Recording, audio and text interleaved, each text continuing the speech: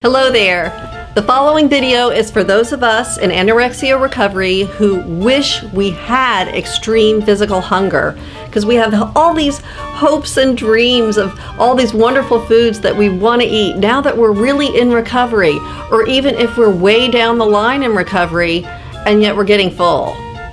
So watch the following video, like or subscribe. Peace. Bye.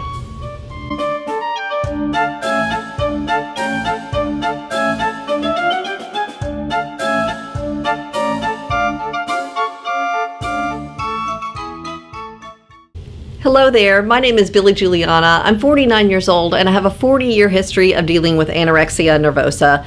And I'm currently following the recovery methods espoused by Tabitha Farrar, Kayla Rose Katecki, and Elisa Orris. And as is customary for my videos, I'm going to remove my glasses because the glare is a little distracting. And I also apologize beforehand for my ugly backdrop. So sorry about that, it is what it is.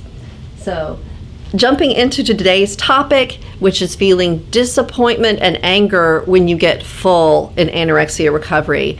And I actually want to address the people who are somewhat down the line in their recovery. You've gained a little bit of weight. You've rewired some of your thoughts about food and exercise, and even about what your body weight will eventually be. And you've made some progress with that, but you're still getting full really fast.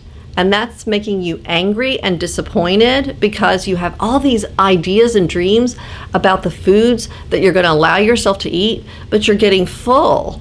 And that means that you're not going to enjoy what you're eating as much. And so you might not eat it, or you might wait to eat again. This kind of thought pattern, if you're experiencing, I have it too. And it's keeping me stuck. Because if I'm not eating food like it's coming off a conveyor belt, if I'm not eating like that, then I still am giving my body, which has been starved for 40 years, I'm still giving it messages that it will be restricted. And even though it's saying it's full, and intuitive eaters out there in the world who are promoting health and stuff are saying, you know, oh, listen to your hunger cues and all of this kind of stuff, those don't apply. Even if you're somewhat down the road in your recovery, if you're feeling full and disappointed at the same time, then that means that you are still very, very hungry. And I'm speaking from a standpoint where I am very guilty of getting full and letting that get the best of me. I get full and then I get disappointed. And while the disappointment is a sign that I'm actually still very hungry, the anorexia comes in and uses that as a way of saying, okay, well then I'm not going to eat now because I don't have an appetite and I'm not really going to enjoy what I eat next. And I'm just going to wait. And so my body never gets the message that it's not going to be restricted. And my anorexia is getting the better of me. So if you're feeling anger and disappointment about not being super, super hungry because you're dreaming of all these foods, you need to just push past that fullness and keep eating. And I know it's going to feel uncomfortable, and I don't advocate eating until you're absolutely sick.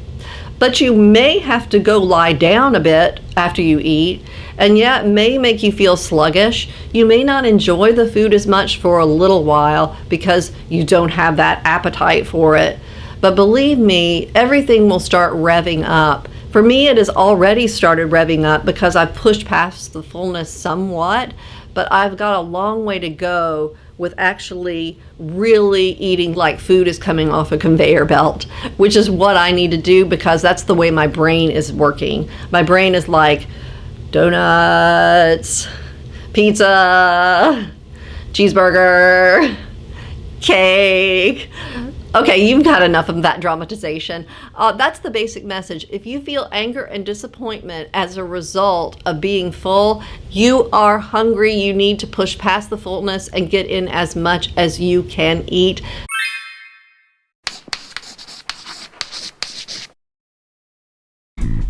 Indeed, keep eating. And for those of you who think I promote an unhealthy lifestyle here, well, if you come from a background of anorexia and self-deprivation, then yes, you have to behave in a manner that your anorexic brain may consider unhealthy. But eating all your cravings consistently, Pushing your satiety in order to match what your mind dreams about will bring you out of the prison that's been your home for ages, and it will also cause you to reconsider what healthy means. I would put happy and liberation from food obsession in your new definition of healthy for a start. Plus, all of your cravings will, in time, even out. After a fairly long while, your body will trust you and start working better if you just honor it. Even go out of your way to be super nice to it. Your body deserves that.